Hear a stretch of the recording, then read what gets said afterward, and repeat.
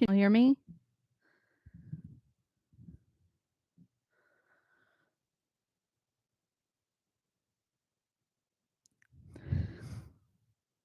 Yes. Okay. I do not know how to make this webcam any better. Don't think there's any. There I am. I don't think there's any more light. Well, I'd have to get up.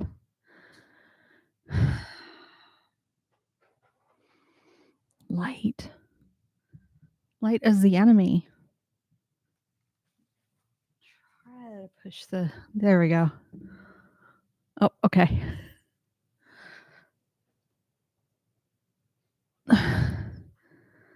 Oh, I think it helped to.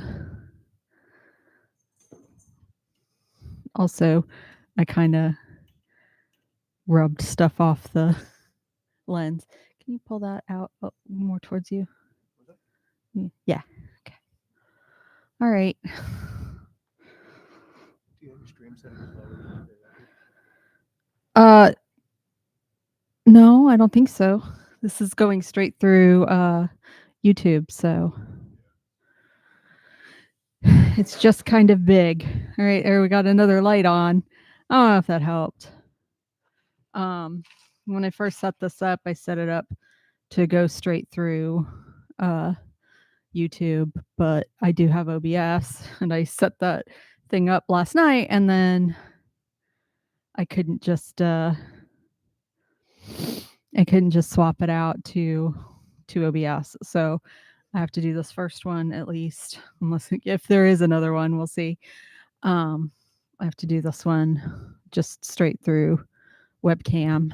And here's something I didn't think about was how was I going to read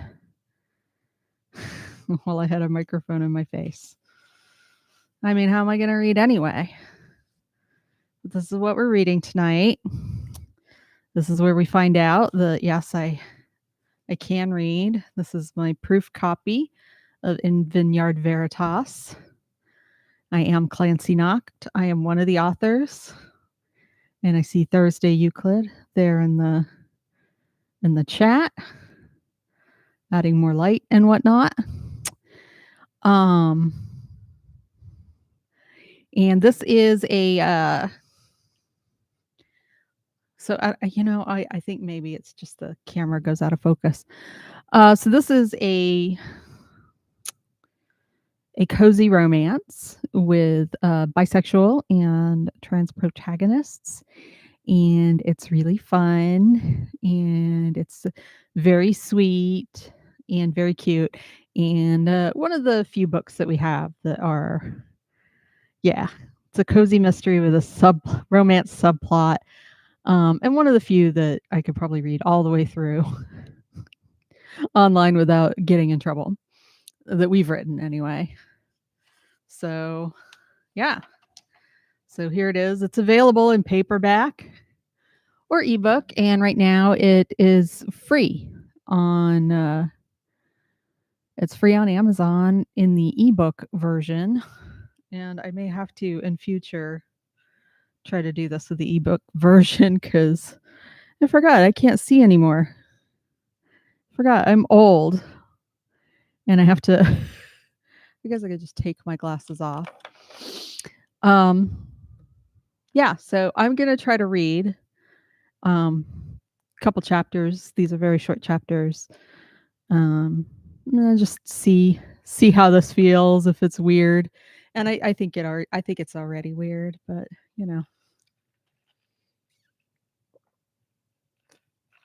I'm pretty weird, so that's okay. I've never read aloud to anyone. No, I guess I have in high school. All right, well, this is a great time to do it. Just right on YouTube. If I'd realized retirement was going to be so hectic, I wouldn't have bothered. Geraldine Thorn fluffed her wavy red and gold bob until it achieved a proper beach or lake tousledness. Looking effortless was exhausting. When she was a programmer, she could wear what she wanted, but since selling out her shares of her profitable startup 3 years ago, she found herself on a nonstop circuit of charitable functions and activism. It was like being a trophy wife without the husband. She turned her gaze from her deep coral wrap maxi dress to her assistant, Cleo Quinn. Cleo should be the trophy wife. Instead, she was a lovely plus one. Their relationship was better than a marriage. Where am I going again? There's a Friends of Nature auction in Dallas. You RSVP'd 3 months ago. Toffee Holston will be there, and I know you love outbidding her. Cleo was the master of persuasion. Toffee Holston called out Gerry's plump upper arms at a charity function last summer. And while Gerry wasn't the pettiest person, Cleo encouraged Gerry's naughtier instincts. I've already arranged the hotel, and it shouldn't be the worst. You can do this for the endangered sea turtles. Tipping her head to the side and opening her brown eyes wider in open plea, Cleo offered an ingratiating little smile. She was, unfortunately for Gerry, endearing. So, as to be sea turtles and revenge, That barely seemed worth leaving her modern, breezy lake home. She could send money and be done with it, but the honor of her biceps were at stake, and that might be worth 3 hours in the car. Meow. Gerry knelt to scratch under her lynx point oriental short hair mix Zev's chin. Yes, darling, of course you're coming. You can't expect me to take on Toffee on my own, can you? Zev purred and paced under Gerry's fingers. She'd been planning to add a shawl to her sleeveless dress, but clearly the occasion called for her to go fully armed, so to speak. Cleo, are you joining me? Before Cleo could answer, Gerry's phone buzzed. It sat next to Cleo, so Gerry gestured for her to answer. With a quick wink, Cleo took the phone and went into full assistant mode. She slid the green icon to the right with a fuchsia talon and then tapped the speaker button. Good morning. You've reached Geraldine Thorn's assistant. This is Cleo. How may I help you? Sometimes Cleo's husky, breathy, and androgynous voice gave people pause, but this time the speaker piped up immediately. I need to talk to Miss Thorn, please. It would be better if I spoke to her directly. This is Lieutenant Connor Klaus with the Aguelo County Police Department. Thank you for calling, Lieutenant Klaus. Could you give me an idea what this is about? Cleo shot Gerry a concerned look. Gerry had spent many childhood summers in Aguelo County at her favorite aunt's vineyard near the small artist colony of Kitsch, Texas. It's about Tilda Thorn. My information shows Geraldine is her next of kin. Do you know if that's correct? Yes, that's correct. I'm here. Gerry got up and crossed to Cleo. She put her hand on Cleo's shoulder for support. Getting a call from the police next to kin question didn't usually portend anything good. Is she all right? Miss Thorn? Lieutenant Klaus waited for her verbal confirmation, and then he sighed.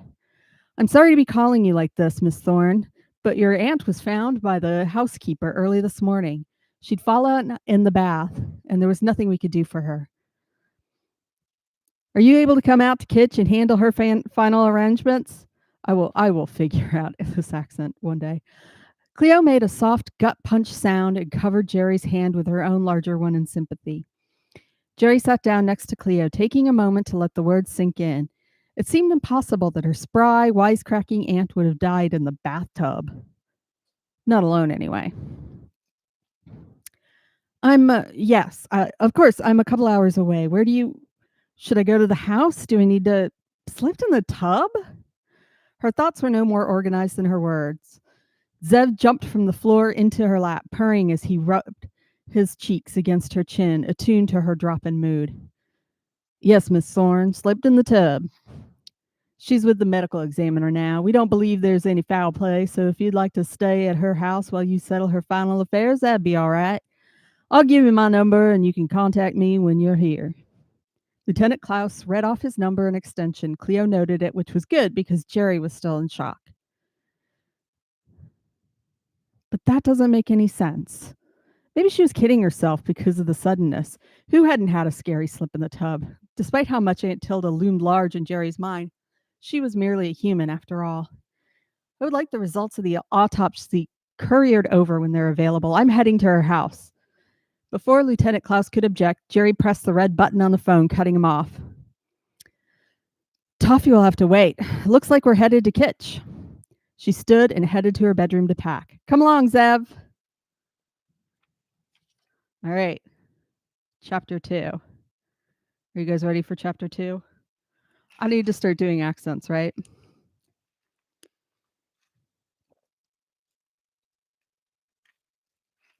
Or if this is painful, I should stop, right? Like, how long have I been on?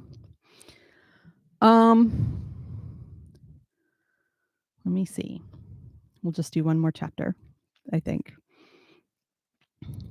Unless it ends like so cliffhangery, we have to do it. No more accents? You don't want any more accents? You're a writer. Come on, what are you saying? All right, chapter 2. While driving her Galaxy Blue metallic hybrid Audi to her aunt's, Gerry made phone calls to family, mostly Gerry's cousins, to let them know Tilda had passed. They expressed their condolences, but none sounded as if they were going to make the trip to Texas. One thing Gerry knew was that her aunt was beloved in Kitsch, and whatever they held the funeral would overflow with well-wishers. How long had it been since she'd been to the Thorn Vineyard? It felt like years, even though the drive was so familiar that she was on autopilot until she made the turn onto the long path to the house beside the vineyard. The lights were on inside the purple and magenta gingerbread two-story. A weathered classic Ford pickup was parked out front, probably Carol Ann Rodriguez, Tilda's artsy best friend who knew everything happening in Kitsch. She was probably the first person the cleaning lady called when Tilda was found, even before the police. "Well, Zev, we're here." He purred from his tan, soft side carrier. Gerry undid her seatbelt, then Zev's. She wasn't even out of the car when Carol Ann ran to the drive to greet her. "Oh, Geraldine!" Carol Ann's tanned, stricken face held more creases than Gerry remembered. But she was the same Carol Ann, dressed in an ancient flowy sundress patterned with big, faded blue flowers, like me. She held out her arms and picked her way across the gravel to Gerry's side before drawing her into an embrace. "I'm so glad you're here. It's awful. It's just awful." After a hug, she released Gerry and looked down at Zev's carrier. "Oh, goodness. Hello there, sweet little sweetheart." Carol Ann adored animals. She had a couple of dogs of her own, as well as several grown children. Aunt Tilda was so different from Carol Ann, and yet the two had been inseparable for decades. When Carol Ann looked up from Zev's carrier, her dark eyes gleamed with unshed tears. "I can't believe it, Gerry. This is just the timing. It's so wrong." Tilda had so much zest, and she was a force of nature, you know. Dropping her voice to a bare whisper, she added, "I don't trust that boyfriend. You make the police do one of those talk screens they talk about on TV?" She had a boyfriend? Tilda was an attractive, vital woman. She hadn't mentioned dating anyone when they spoke on the phone. Not that Tilda had been a lonely heart. She always had plenty of gentlemen callers, just none seemed to go to the trouble of just none that she seemed to go to the trouble of calling a boyfriend. "I asked for an autopsy. What makes you worry about the timing?" Gerry started toward the wide porch. The boards creaked in that familiar way as she went up the steps. She half expected to see Tilda sitting on the porch swing, drinking a spiked lemonade. It seemed impossible to be here without her. "Autopsy, good. That's good. But her boyfriend? Oh, Lord, yes, Trey, that boy. He can't be more than 25. She gave him a job at the vineyard, but Gerry, he's not the brightest bulb in the Christmas lights." Tilda was just, I can't say she was in love, but surely she did enjoy his company, if you know what I mean. Carol Ann's bronze cheeks flushed, and she cleared her throat. I know you're a grown woman, but it hardly seems right to be talking to you about that."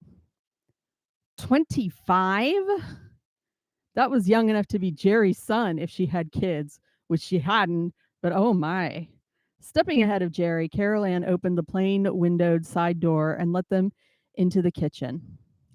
"I got some iced tea made. Let's have a glass and talk. It seems wrong to It's none of my business. It's just not, but it's just Tilda's business. She paused, narrowing her gaze, and whispered, but it sure is funny business. Gerry took a moment to herself, carrying her bag to the base of the stairs. She set Zev's carrier next to it and then bent down to let him explore. You think this tray may have had something to do with her accident? Do we know where he is? Gerry didn't want to think about any of the fun business. Tilda was her aunt, after all. Deep down, Gerry was impressed. He's been staying in that little Airstream your aunt hooked up out by the garage. He didn't have a reliable car to get to and from the vineyard, so Tilda let him stay. You ask me, she just wanted to be able to send him home after their visit without feeling bad. Carol Ann's cheeks blazed anew, despite her position with her face wedged in the open fridge. Lord, I shouldn't say things like this about my Tilda. She can't even... A sharp sniff signaled Carol Ann was choking back emotion. She took a moment, but then she busied herself with the big, stained plastic tea pitcher Aunt Tilda had been using since at least the 80s. He showed up here this morning. They often had breakfast together, I gather, and I had to tell him. But he didn't take it as hard as I expected. Carol Ann fussed in the cabinets, taking down 2 of the iced tea glasses, and then pulled a paring knife from the drawer to cut into lime wedges. Staying busy seemed to be all that held her together. Gerry left her to it, taking a seat at the solid wooden missionary table that she'd had so many breakfasts at. She looked out the front window in the direction of the Airstream, wondering if Trey had remained. Lieutenant Klaus said a cleaning lady found Tilda. Do you know who that cleaning lady was? Yeah. Allie Kempner. She's a housekeeper. This big house is getting a bit too much for Tilda to handle on her own, so she hired someone to come in on weekdays to do the cleaning and shopping. Carol Ann's lower lip jutted as she wrestled her expression back under control and carried the tea to the table. Though she placed a glass at the seat opposite Gerry's, she returned to the pantry and rifled through the shelves. Couldn't have anything to do with Allie. Carol Ann's pleasant, faintly accented voice was muffled by the pantry, but Gerry heard her determination clearly. She was putting her kids on the bus this morning, getting them ready for school before that. Not to mention, with Tilda gone, she's out of a job. Lord knows what'll happen to her. There's not a lot of work here in Kitsch these days. Allie might have seen something that she doesn't realize, or there may be something that she didn't say if the police already started calling this an accident. I'd just like to check in with her and make sure that she knows about the... Gerry couldn't bring herself to say funeral yet. Maybe her obsession with the circumstances of Tilda's passing was her way of avoiding a breakdown. I'll make sure she's got money to tide her over until she can find something else. I'd like to know if she saw Trey. It was possible that slip in the tub had been accidental. Perhaps Trey had been over and didn't know what to do. Gerry was sure he couldn't be part of her will, and certainly Tilda would have mentioned him if things were that serious. Maybe. Carol Ann returned to the wood table with a tin of homemade fudge from the chocolatier on Main Street and a brown paper bag of what appeared to be Aunt Tilda's favorite ginger snaps. Carol Ann set them out and joined Gerry at the table with a sigh, as if giving up her attempt to keep ahead of her emotions. Allie's number and Trey's too are on the fridge. You know, Lieutenant Klaus is on this case, Gerry. If anything shows up in the autopsy, he'll pursue the matter. Right now, you need to find the will and arrange a funeral. Carol Ann shoved a piece of fudge in her mouth, blinking rapidly as if tears might fall at any moment. With her mouth full, she added, "I have been everywhere I can." As long as she hasn't made any changes to her will, her will is on file with mine. There was that word again, the worst kind of F word, funeral. It was so final. Just that morning, her biggest worry was telling off toffee at a silly auction. Gerry cut a large piece of fudge for herself and closed her eyes, savoring it, blinking rapidly. You're right. I just don't want it to be real. I should call Adam. Adam Flores was an old friend from when Gerry had been a little goth rebel girl, and being friends with a spooky funeral home teen made her extra cool. She'd heard through the grapevine that he'd inherited the business. At least she wouldn't be dealing with a total stranger. She reached out and put her hand on Carol Ann's. It's good to see you, even if this isn't how I would have wanted a visit to go. Carol Ann nodded and flipped her hand over to grasp Gerry's. She gave it a little squeeze and then grabbed another piece of fudge. Let's eat our feelings. Tilda's loss leaves a gaping void. I vote we fill it with chocolate. All right. I think I'm going to stop there. It was a good bit of reading, I think. And, maybe I'll do this at another time, picking up on chapter 3. Or if you're watching this tonight, or if you're watching it Monday, like Sunday to Monday, the 31st, you can still get a copy of this ebook on Amazon for free. You can look it up, or it's pinned in the top chat, and it's also should be in the description of this video. So yeah, if you want to find out what happened with Tilda and learn more about her illicit love affair, that is the way to do it. And I will practice my accents, I think, and start sorting it out. Thanks everyone for being here, and see you next time. If there is a next time, we'll see.